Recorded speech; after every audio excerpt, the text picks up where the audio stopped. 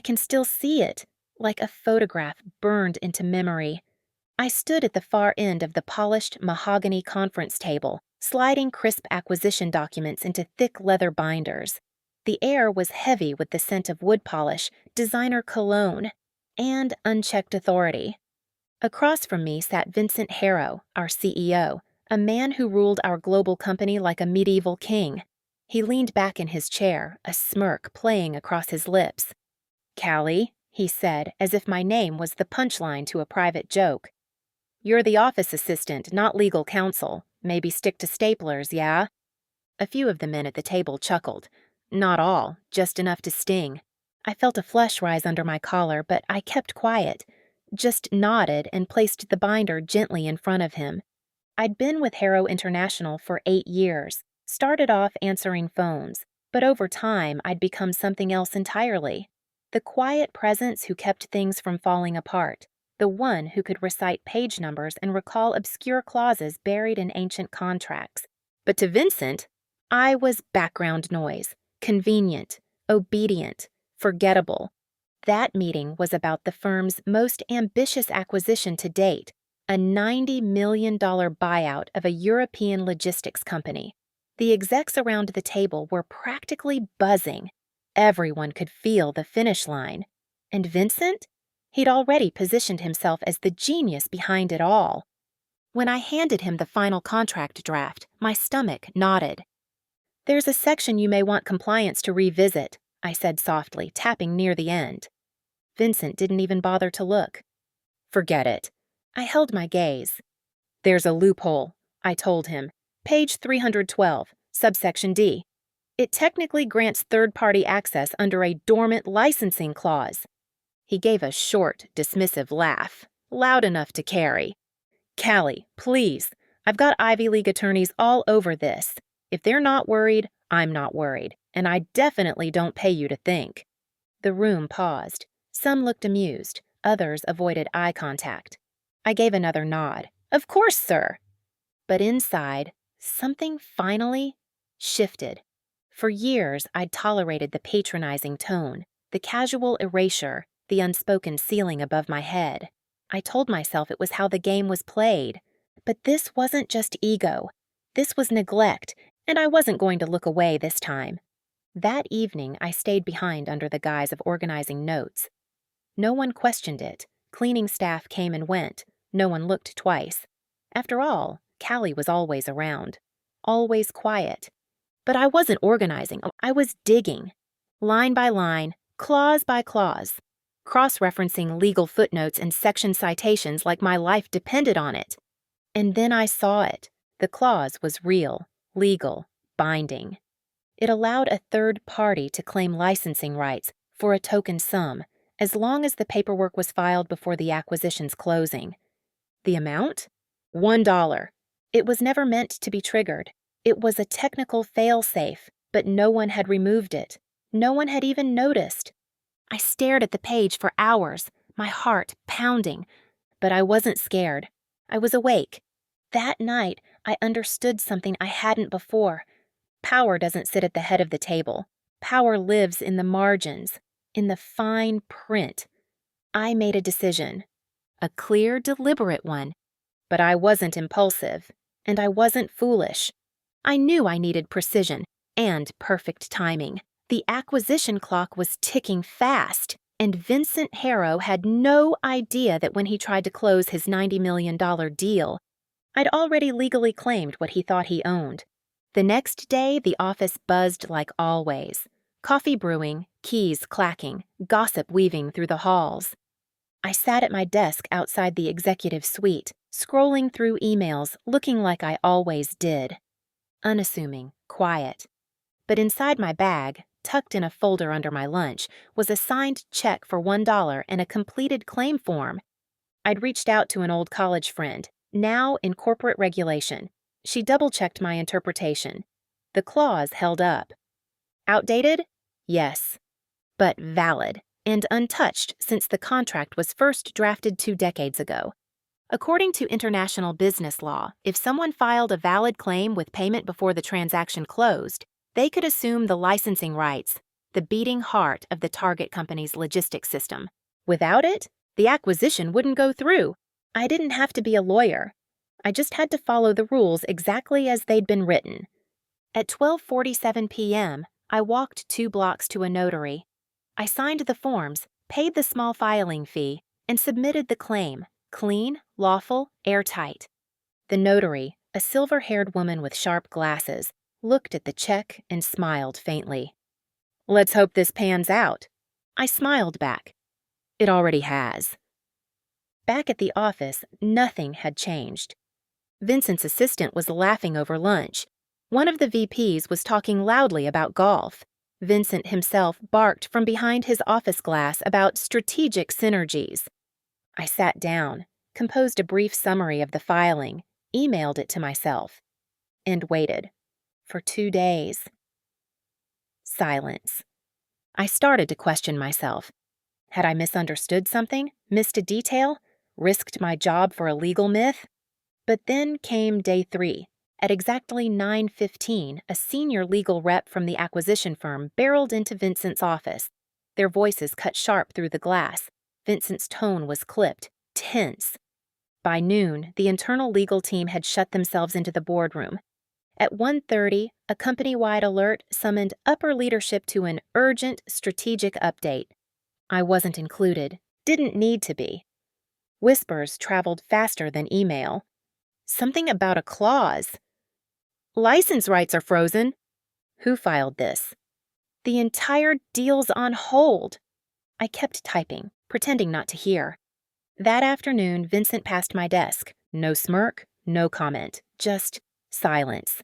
I left that night with my heart racing, not from anxiety, from something else, something more satisfying. It was working, but I knew this wasn't the finish line. Men like Vincent don't retreat. They maneuver, they scheme, they bury people who get in the way. And now, I was directly in his path.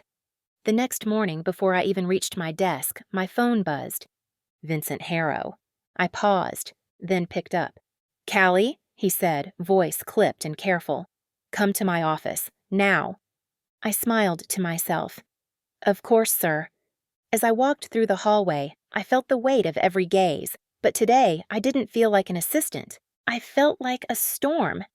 Vincent was about to realize something important.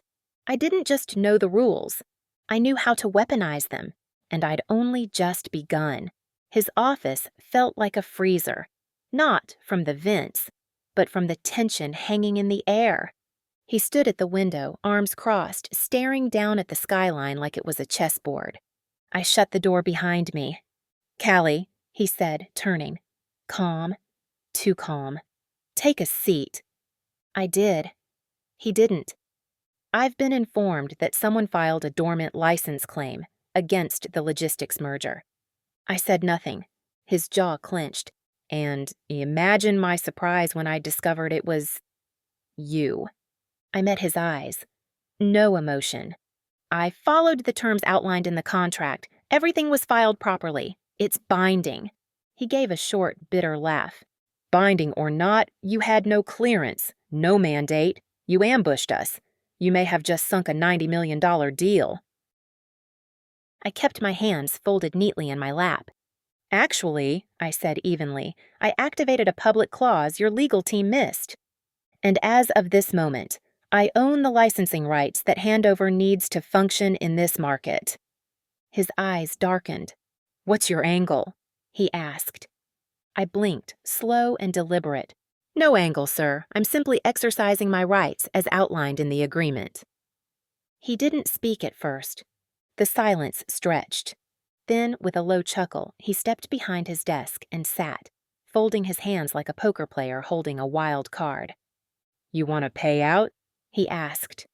I tilted my head just slightly. "Come again?"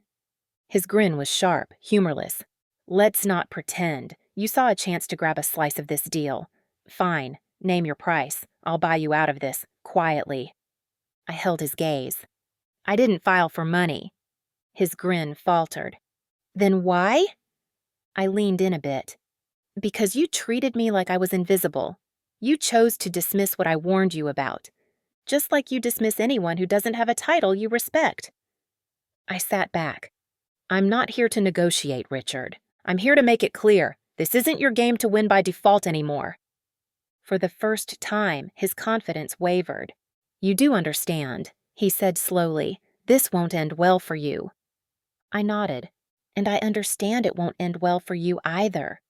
We locked eyes in silence, the tension sharp enough to cut. Then he leaned back in his chair. You'll regret this, Claire. I gave him a small, polite smile. I'll take that chance. I stood and walked to the door. His voice stopped me just as my hand reached for the handle. You think you're smarter than me? I turned, met his stare head on. No, Richard. I think I read the fine print. And then I left. The hours after felt strange, almost dreamlike. I returned to my desk, pulse steady, pretending nothing had happened. But the air in the office was different now. Low voices, darting glances. Word travels fast in places like this, especially when a secretary walks into the CEO's office and comes out unscathed. By late afternoon, legal was in chaos. In the break room, I overheard 2 junior associates whispering, They can't finalize without the license. Who even submitted the claim? I heard it was Claire. I kept walking, but I wasn't naive. I knew Richard wouldn't let it go quietly. The first hit came before I even left for the day. At 5:03 p.m., an email from HR hit my inbox. Subject, immediate inquiry, conduct concerns. I opened it. My heartbeat didn't change. They were accusing me of interfering with confidential contract negotiations. I almost laughed. Almost. Because this was a textbook play. Paint me as a rogue actor. Isolate, discredit, and corner me before I could build a defense. But I was already prepared. I forwarded the email to my attorney. Yes, I had hired one 2 days ago. I wasn't walking into this unarmed. Richard still believed this was his game. He hadn't realized I'd already flipped the board. The HR inquiry didn't surprise me, but the next move did. The following morning, I arrived early. I wanted to get ahead of whatever was coming. First thing I saw, my workstation locked, red screen blinking back at me. Access restricted. Contact IT. I inhaled slowly. At 8:13 a.m., I was summoned to HR. 2 people were waiting, the head of HR and a legal rep I'd never seen before. We've temporarily suspended your system access, HR began, folding her hands with forced calm. This is part of an investigation into concerns raised by the executive office. I nodded, calm, composed. Concerns related to a legal, personally filed license claim that had nothing to do with company resources. The HR director's expression faltered. We're just following internal procedure. I leaned back. So am I. Then I handed her a document, a letter signed by my attorney, formally stating that any retaliatory actions against me, including access denial or baseless allegations, would be met with legal response. The legal counsel scanned it. His lips thinned. Is this a threat, Miss Harris? I met his eyes. It's a fact. We sat in stillness. Eventually, HR nodded stiffly. We'll take this under advisement. I walked out without system access. But I had something better. A paper trail. By noon, the whispers were louder. I passed hushed conversations in the hall. HR's on her now? She's done. Wild move. I didn't react. I didn't have to, because I knew Richard, was trying to erase me before the board caught wind of what really happened. If I walked away now, I'd confirm his narrative. Insubordination, rogue interference, unstable. But I wasn't leaving. At 2 p.m., I met my attorney at a quiet cafe 2 blocks from the office. He was sharp, dry, precise.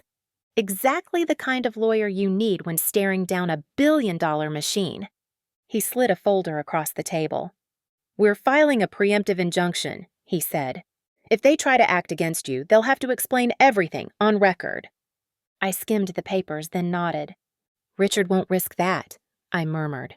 Exactly, my attorney said with a small smile. The next day, the atmosphere in the building shifted again. The tension didn't ease. It thickened. But now it wasn't centered on me. It was centered on Richard. Rumors were spreading. Fast. People were asking questions. How did a secretary file a binding claim? Why didn't legal catch this? What's with HR scrambling? The CFO wouldn't meet my eyes. 2 VPs went quiet when I passed by. Then, late that afternoon, something I didn't see coming. A call came in. Not from HR, not from Dane, from the chairman. "Claire, this is Malcolm Reed. We need to talk." We met in a glass-walled conference room on the top floor. He wasn't like Richard. No ego, no bluster. He listened. For 20 straight minutes, I laid it all out. The warning I gave, the loophole I flagged, the dismissal, the retaliation. Every step backed by documents. Calm, factual, unemotional. When I finished, Malcolm sat back, hands steepled. "You've put us in a difficult position," he said. I met his eyes. "No, sir, Richard did that. I followed the rules. Leadership ignored them." He exhaled slowly. "You're not wrong." A long pause. "You've given us plenty to consider," he said quietly. "I'd appreciate it if you didn't speak to the press, at least for now." I gave a small smile. "I'm not chasing headlines, Mr. Reed. I'm chasing accountability." He nodded once more. "Understood." As I stood to leave, he added softly, "We'll be in touch." By the time I stepped outside that evening, the whole office felt like a polished illusion, cracked and trembling beneath the surface. Richard believed this was a power play, a contest of pressure and fear, but he forgot something critical. You can't intimidate someone who has nothing left to lose, and everything left to prove. By Monday, it was clear. The landscape had shifted. No public memos, no dramatic exits, but you could feel it in the tension. Whispers, sideways glances, executives walking on eggshells. Richard's glass-walled office, normally open and loud, was now sealed, blinds drawn. Chairman Reed? He was in the building, present, watching.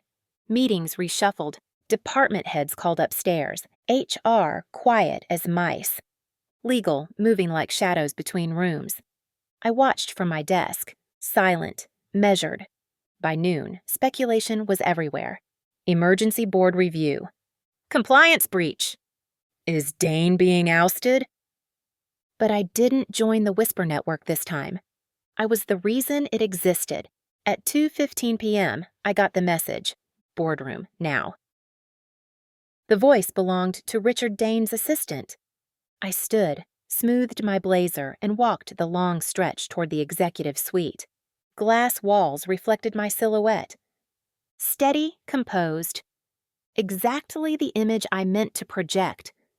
Inside, the boardroom was full, every member seated. Richard sat at the far end. His jaw was clenched, arms folded tightly across his chest. Malcolm Reed gestured to the chair across from him. One seat down from Richard. I nodded once and took my place. The room fell into silence. Then Malcolm spoke. "We've reviewed the materials Ms. Harris submitted, along with statements from our internal departments, legal, HR, compliance. We also sought an outside legal opinion." He paused, eyes scanning the room. A few heads nodded. "This acquisition has been compromised by a critical oversight. That is not in dispute. What's before us now is how to manage the business impact and how to address the leadership failures that allowed this to happen." A low murmur passed between board members. Then Malcolm turned to me. "Ms. Harris, you filed a legal claim as a private citizen using personal resources. Is that correct?" "Yes, sir." "Did you utilize company systems or internal access in the process?" "No, sir." "Did you rely on proprietary data not available through public channels?" I shook my head. The clause I cited was in the original acquisition paperwork, a public filing accessible through corporate registries. Malcolm nodded. "Thank you." He turned to Richard. "And you, Mr. Dane, were you made aware of this potential issue prior to the claim being filed?" Richard's jaw tightened. She. Yes or no? He exhaled sharply through his nose. Yes. Did you investigate the concern? A pause. Then, reluctantly, I dismissed it. Silence followed. Malcolm leaned back, folding his hands. Noted. What followed was a methodical disassembly, a full accounting of Richard's failures. Ignoring flagged risks, retaliating through HR, weaponizing process. Every attempt to discredit me was now laid out as evidence against him. He tried to defend himself, deflecting blame, tossing half-truths, accusing me of personal bias. But the board wasn't buying it, and I didn't need to say much. The record spoke louder than any defense I could have offered. Then came the verdict. Effective immediately, Malcolm said. Richard Dane is placed on administrative leave pending formal review. The board will appoint interim leadership.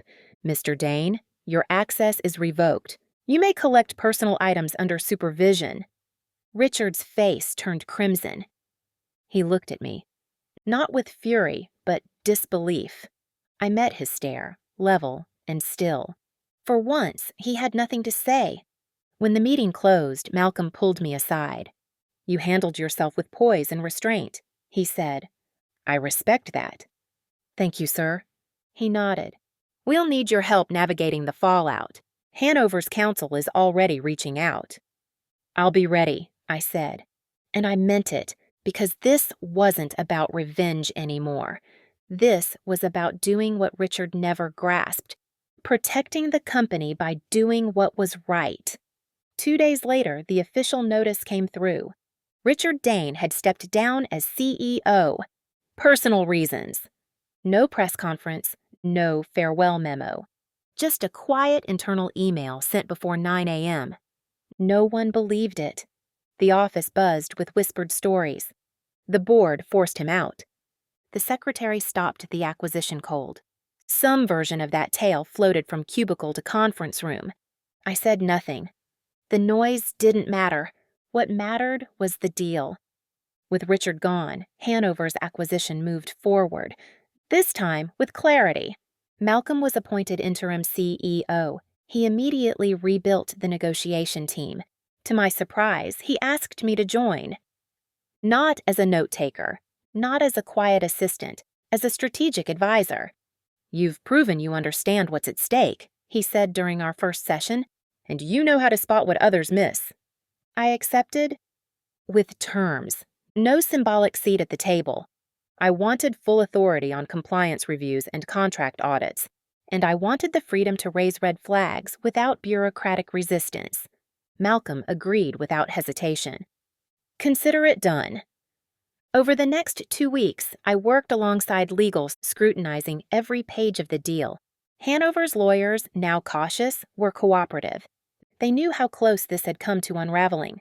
When the deal finally closed, it was solid. No gaps, no ego, no careless assumptions. Industry insiders noticed. Not because of the size of the deal, but because of how it was handled. For once, a major corporate transaction went through cleanly. No spin, no cover-ups. One night, after the final signatures were filed, I found myself alone in the boardroom, staring at the skyline. 8 years. 8 years of being underestimated, dismissed, overlooked. I used to think hard work would be enough. That effort earned respect. It doesn't. Sometimes you have to take it. You have to stake your ground, especially when they expect you to fold. You have to know your worth, before anyone else will. Malcolm joined me a few minutes later, 2 coffees in hand. He offered one and sat across from me. You know, he said, the board's been talking. I raised a brow. That rarely means anything good. He smiled faintly. We'd like you to stay.